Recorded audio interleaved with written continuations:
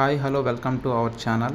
Today our topic is aggregate gradation for DBM mix design. అంటే ఇండివిజువల్గా మనం aggregate అయితే గ్రేడేషన్ చేస్తున్నాం. వాటికి కావాల్సిన సీవ్స్ 37.5, 26.5, 19 mm sieve, 13.2, 4.75,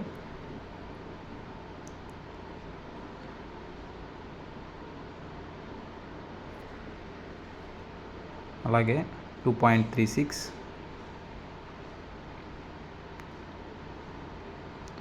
మనం డీబీఎంలో ఏ టైప్ ఆఫ్ అగ్రిగేట్ అయితే యూజ్ చేస్తామో ఏవి 34 కానీ 20 కానీ 12.5 కానీ 4 mm కానీ, అలాగే ఇది 300 అండ్ 75 మైక్రాన్ సీవ్. మనం డీబీఎంలో వచ్చేసి 34 mm, 20 mm, 12.5 mm, 4 mm aggregates అయితే యూజ్ చేస్తాము.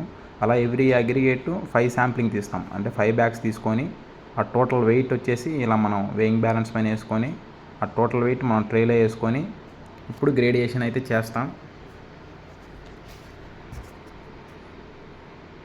మనం గ్రేడియేషన్ ఎలా చేస్తామంటే according to MoRTH section 500 table number 10 దాంట్లో మనము గ్రేడియేషన్కి సంబంధించిన సీవ్స్ కానీ లిమిట్స్ కానీ ఉంటాయి.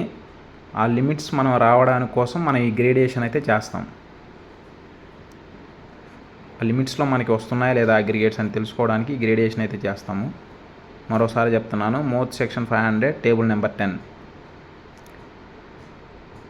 ఇలా మనం ఎవ్రీ అగ్రిగేట్కి ఇండివిజువల్ గ్రేడియేషన్ అనేది కంపల్సరీ చేసుకుంటాం.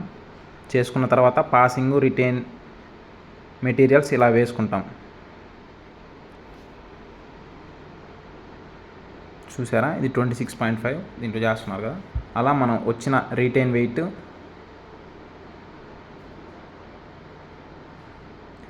అయితే మనం నోట్ చేసుకుంటాం.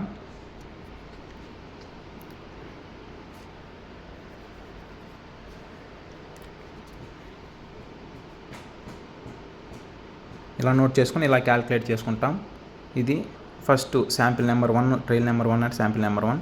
అక్కడ మనకి ఎంతైతే రిటైన్ వెయిట్ వచ్చిందో అది బై టోటల్ వెయిట్, ఎంతైతే వెయిట్ తీసుకున్నామో ఆ వెయిట్ తీసుకొని ఇంటూ 100 చేస్తే మనకి క్యుములేటివ్ రిటైన్ పర్సంటేజ్ అనేది వస్తుంది. అది -100 చేస్తే మనకి పాసింగ్ పర్సంటేజ్ అనేది వస్తుంది.